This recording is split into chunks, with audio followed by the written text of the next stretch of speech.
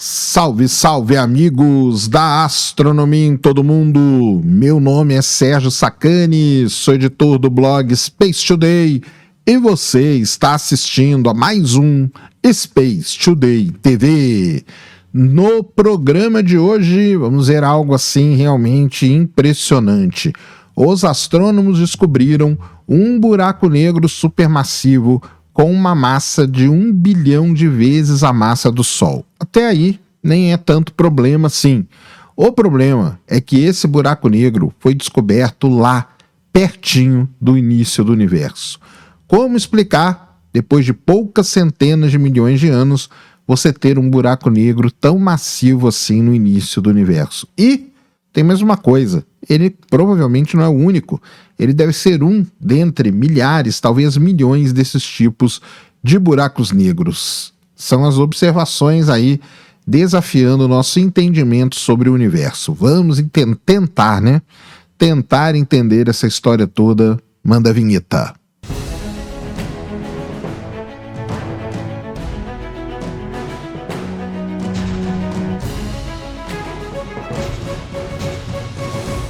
Muito bem, pessoal, vídeo novo aqui no canal. Antes do vídeo começar, você já desce aí, já deixa o seu like, já se inscreve no canal para você não esquecer durante o vídeo e para ajudar a causa da divulgação científica no Brasil. Vamos para o vídeo de hoje, passar aqui nossos 10, 15 minutinhos batendo um papo sobre algo importante, interessante e relevante que acontece no nosso universo. Muito bem, um dos grandes objetivos que os astrônomos têm é entender aí uma boa parte sobre o início do nosso universo, como que as primeiras galáxias se formaram e como que tudo evoluiu para chegar até hoje. Uma outra coisa que a gente tem observado aí em todo o universo é que a maior parte das grandes galáxias possui no seu centro um buraco negro supermassivo.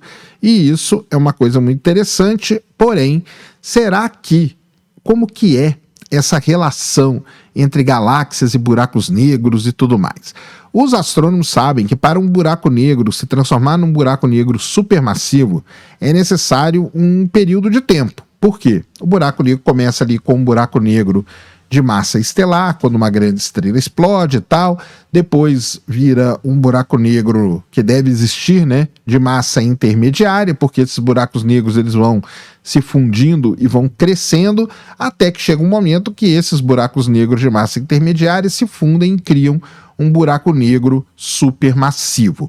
O problema, se for essa aí a linha, né, evolutiva dos buracos negros, isso leva um bom tempo para acontecer. Então, eu só conseguiria ver buracos negros supermassivos depois de um certo tempo do início do universo. Porém, não é isso que acontece. O que acontece é o seguinte: os astrônomos estão identificando buracos negros supermassivos, mas lá perto do início do universo. E isso quer dizer o quê? Isso quer dizer que alguma coisa está acontecendo para que esses buracos negros possam existir. Recentemente, os astrônomos publicaram aí um trabalho onde eles identificaram, usando as antenas do ALMA do ESO do Chile, um buraco negro com massa de 1 bilhão de vezes a massa solar, só que localizado 750 milhões de anos depois do Big Bang, ou seja, bem no início do universo, menos de 1 bilhão de anos depois do início do universo. Esse buraco negro, por conta da posição aonde ele está no universo, na linha de tempo, ele é chamado de um buraco negro primordial. E, aliás, isso é uma grande questão que acontece também. Podem existir buracos negros mais primordiais ainda, supermassivos, que não precisam passar por toda essa história que eu contei para vocês. Pode ser que você tenha uma nuvem de gás e poeira tão grande, que na hora que ela colapsa, em vez dela colapsar para formar estrela, ela já forma um buraco negro direto. Isso sim pode existir. Esse buraco negro, então, ele está localizado numa galáxia chamada COS 87259. Como eu falei, a galáxia se formou apenas 750 milhões de anos após o Big Bang. O buraco negro ele está oculto ali, né, num manto de poeira e de muitas estrelas, tá? Ele é um buraco negro que os astrônomos chamam um buraco negro de rápido crescimento e ele foi observado nessas observações feitas pelo ALMA consumindo parte do seu disco de acreção de matéria que fica ali em órbita do buraco negro. O buraco negro, monstruoso, né, que tem 1 bilhão de vezes a massa do Sol, se bem que ele nem é tão monstruoso não, porque depois eu vou fazer um vídeo para vocês sobre os buracos negros ultramassivos, que é uma outra classificação que está surgindo. Vocês vão ver que esse até que nem é tão grande. Ele é grande por conta da posição em que ele está. Ele é grande por ele estar lá no início do universo. Então, tem que explicar como, num curto espaço de tempo, menos de 1 bilhão de anos, que isso é muito pouco tempo, se formou um buraco negro tão grande assim. O que os astrônomos conseguiram detectar é que esse buraco negro ele está num raro estágio intermediário de crescimento, algo entre uma galáxia empoeirada e formadora de estrelas e um enorme buraco negro brilhante que a gente chama de quasar, né? Os quasars, eles são observados longe também, só que não tão longe assim. São observados a 8, a 7, a 9 bilhões de anos. Aí sim o universo já passou por algum período. Agora esse não, esse é menos de 1 bilhão de anos depois, né, do Big Bang. Alguns termos aqui importantes, né? Galáxia empoeirada, boa parte daquelas galáxias lá no início do universo, elas tinham uma grande quantidade de poeira e formadoras de estrelas. Essas galáxias que formam estrelas, os astrônomos dão um nome para elas, são as galáxias do tipo Starburst, ou seja, são galáxias que apresentam um ritmo frenético de formação de estrela. Não é o caso, por exemplo, da nossa galáxia. A Via Láctea ela já está num estágio mais tranquilo da vida dela. Então ela não forma estrelas num ritmo assim. Mas existem determinadas estrelas no universo que, sim, elas formam estrelas freneticamente, são as galáxias Starburst. Um dos pesquisadores disse que explicar a existência de cerca de 15 quasars luminosos muito antigos já foi um grande desafio para a astronomia extragaláctica. Justamente por aquilo, né? Porque não é tanto tempo assim. Porém, imagina só, né? Que os quasars, eles nem eram tão distantes assim como essa galáxia está. Então isso é mais complicado ainda.